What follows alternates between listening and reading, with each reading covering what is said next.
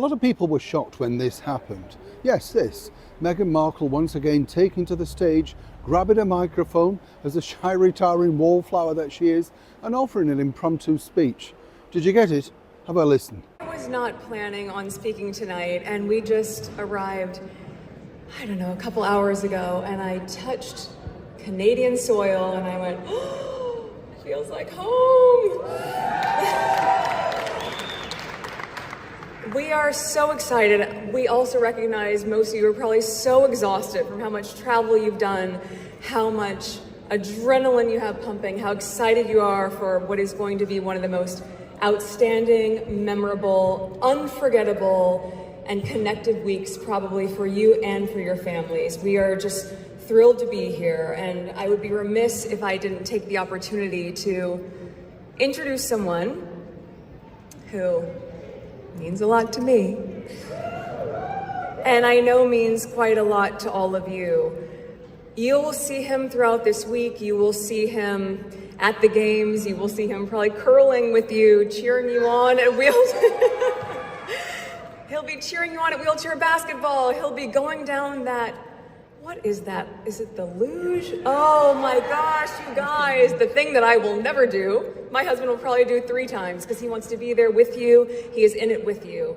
And you'll see him through all of those moments. He'll be there with you. What you won't have seen is all of the moments that have happened in the lead up to these games. All of the moments where, as you know, with families, the big rush in the morning and getting ready for school and packing the lunch boxes and making breakfast, and my husband's in all of that with us. And then he'll be on his phone and Archie will say, Papa, why are you on your phone? He's like, because it's Invictus. I'm getting ready for Invictus. It means so much to him. You are his family, just as we are his family. And I hope you recognize how much of his heart he has poured into every single beat that has gotten all of you to this week that is going to be spectacular. I need you to know that. I need you to know how much it means to him and how much each of you means to him. So it is my entire pleasure and complete honor to introduce to the stage my husband, the father of our very sweet, excited children who are cheering you on from California, Prince Harry, founder of the Invictus Games, the Duke of Sussex. Lovely to see you. Thank you so much as ever for taking the time out to joining me today on a wet and windy day here in London town. Hope you're keeping safe and warm wherever you are. And as ever, welcome all brand new subscribers. Lovely to have your company. A lovely wave to you here. We're doing this before the heavens start opening again. It's been one of those days, you know, the sort of thing like you come away and think, right, it's all right now, I can get out, and then suddenly starts again. It's a little bit like Meghan Markle. You never know when she's going to strike up, do you? That's the problem. But here's the thing, as Harry and Meghan have now landed in Vancouver, in the beautiful part of the world that is Canada, well, what I find fascinating to note is the fact that, if you remember, right, chums, you know, basically around this time last year, maybe a little later actually, they went to Nigeria, and she used that phrase, didn't she, you know, I found my people, this is home. Well, suddenly she got off the plane in Canada, kissed the ground and said, I'm home. I mean, I know she's an actress of sorts, but literally, how fake does one have to be? People really don't bite, but this is, of course, the problem for Meghan. She thinks that people don't know. I've told you before, she scours the social media sites. She got the reference in about the lunchbox because apparently she said on the other video, our lunchbox is still a thing. This is a mother of 2. Figure it out, right? So this is where it gets interesting. Now, they are staying in a £5,000 a night hotel, a beautiful suite, let me tell you. Figure that, how much is that going to cost? They arrived on a private jet, and no doubt, you know, they've got all that security surrounding them too. So pretty phenomenal, as one might suggest. But here's where it gets even more interesting, because as you understand, the Invictus Games is a charity. You know, they have to get people to come in, and the sort of star guest list has been less than stellar.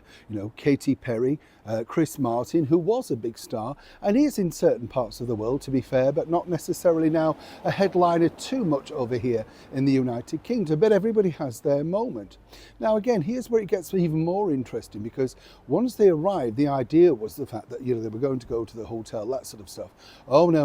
The Invictus, let me tell you, are pushing hard. They're paying top dollar for Harry and Meghan, and they want their money's worth, and rightly so. And so very quickly, there was no rest for these two, because if they want the bucks, they've got to work. So the reason why Meghan and Harry literally sped up and offered an impromptu speech, it wasn't as impromptu as you may have thought. They were told before departing that this was going to happen.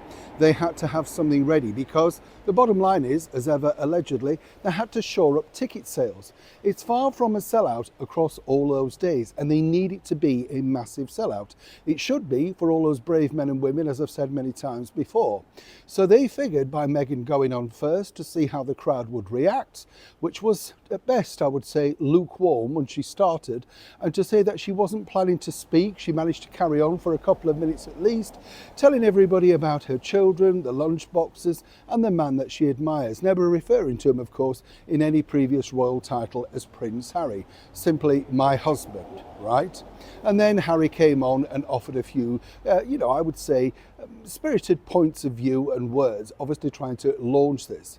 But truly, Harry and Meghan are playing you if you think that this wasn't happening and this wasn't an agreement in advance. It was very much an agreement to shore up, some might suggest, fledgling ticket sales. Now, I wish them all the very best.